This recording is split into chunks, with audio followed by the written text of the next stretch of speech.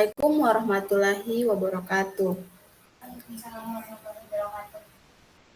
Pertama-tama, terima kasih telah bergabung di Zoom kali ini. Perkenalkan, nama saya Niran. Di sini saya akan menjelaskan dengan materi dampak bullying terhadap psikologis dengan mata kuliah Teknologi Informasi. Kita langsung saja ke materinya.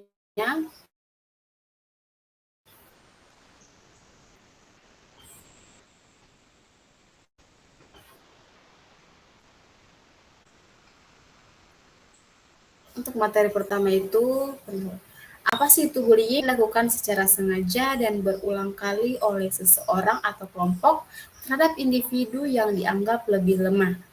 Bentuk-bentuk bullying dapat berupa fisik, verbal, sosial, hingga melalui media digital.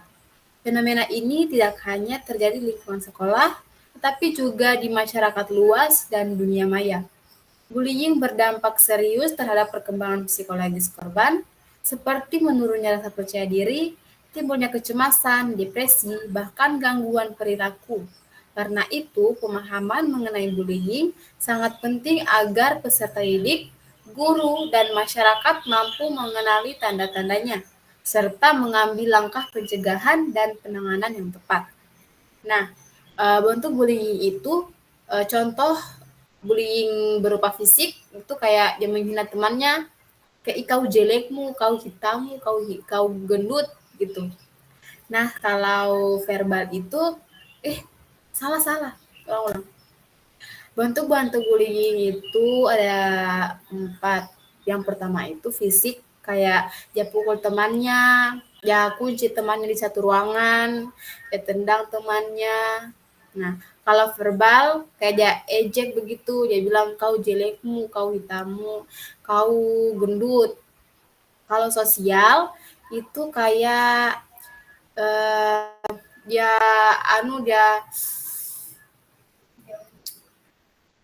dia suruh teman yang lain agar dia jauhi orang ini gitu. Kalau media digital itu kayak di satu grup itu dia kayak dia bilang jangan nih kau dekat sama ini, jangan nih kau berteman sama ini karena dia begini-begini. Nah, lanjut ke materi.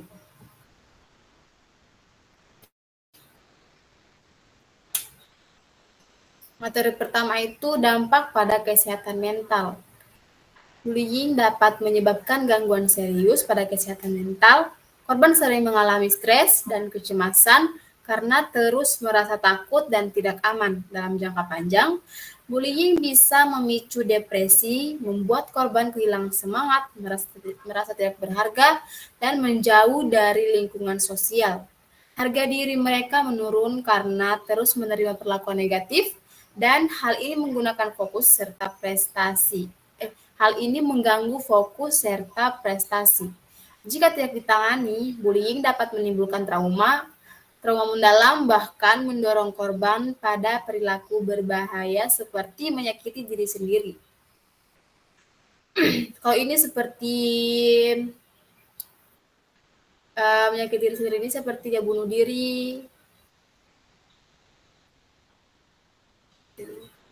Lanjut ke materi kedua. Dampak pada depresi. Bullying juga berhubungan erat dengan munculnya depresi. Korban merasa sedih, berkepanjangan, kehilangan minat pada hal-hal yang biasanya mereka sukai, dan merasa putus asa. Rasa tidak berdaya yang muncul akibat perlakuan buruk membuat mereka mulai menarik diri dari lingkungan sosial. Jika tidak mendapat dukungan yang tepat, depresi dapat berkembang menjadi kondisi yang lebih berat dan mengganggu kesehatan mental dalam jangka panjang.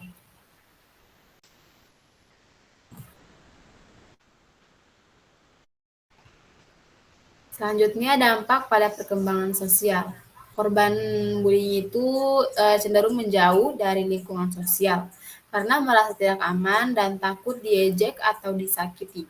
Hal ini membuat mereka sulit berkomunikasi dengan orang lain, sulit membangun kepercayaan, dan mengalami hambatan dalam menjalin pertemanan yang sehat. Akibatnya, kemampuan bersosialisasi mereka bisa terganggu hingga jangka panjang.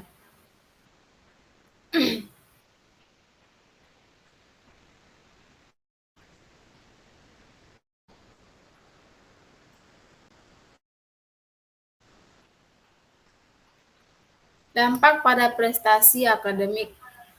Bullying dapat mengganggu fokus dan motivasi belajar korban. Mereka merasa cemas saat di sekolah, sehingga sulit berkonsentrasi dalam pelajaran. Selain itu, korban sering memilih absen atau bolos untuk menghindari pelaku bullying, yang akhirnya menyebabkan nilai menurun dan prestasi akademik terganggu. Nah, kalau ini eh, mungkin di sekolahnya ada yang bully dia, jadi dia jarang masuk kelas, dia bolos, dia alpa, dia tidak hadir tanpa alasan karena takut dibully kalau dia pergi di sekolah.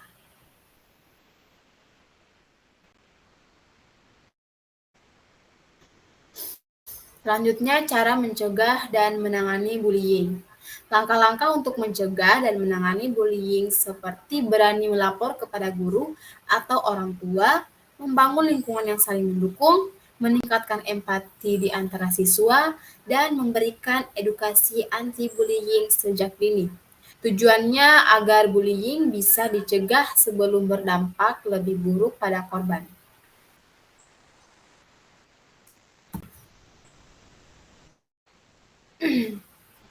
Mengapa bullying itu sangat berbahaya?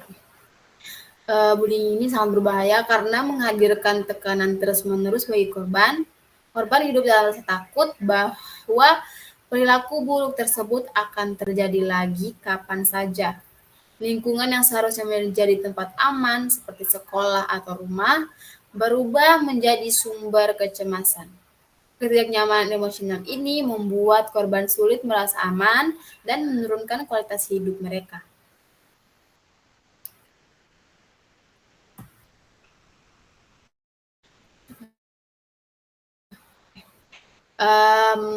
Kesimpulan dari semua ini, bullying itu merupakan tindakan agresif yang dapat terjadi dalam bentuk fisik, verbal, sosial, maupun melalui dunia maya. Perilaku ini tidak hanya melukai secara fisik, tetapi juga memberikan dampak serius terhadap kondisi psikologis korban. Dampak tersebut dapat terlihat dari kesehatan mental yang menurun, emosi yang tidak stabil, serta terganggunya kemampuan bersosialisasi. Selain itu, prestasi akademik korban dapat merosot karena rasa takut dan kurangnya konsentrasi saat belajar.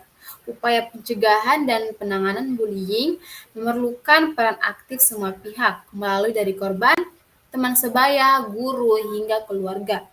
Lingkungan yang aman, sportif, dan penuh empati akan membantu mencegah terjadinya bullying serta membantu korban pulih dari dampaknya.